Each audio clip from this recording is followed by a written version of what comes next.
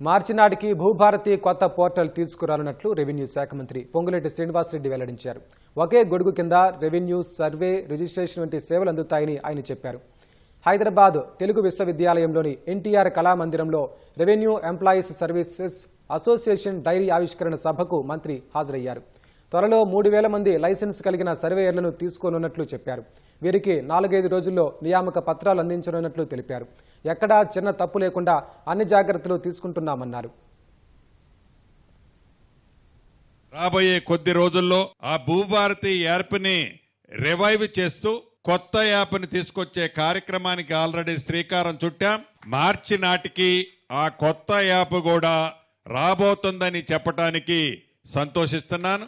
ఈ యాప్ ద్వారా రెవెన్యూ రికార్డులతో పాటు భూ సర్వేకి సంబంధించిన వ్యవస్థ, మ్యాపులతో పాటు వ్యవసాయానికి యోగ్యం కాని భూములు కానీ నివాస యోగ్యమైన భూములను కూడా ఒకే ప్లాట్ఫారం మీదకి సింగిల్ పేజీలోకి తీసుకొస్తున్నామని చెప్పడానికి సంతోషిస్తున్నాను.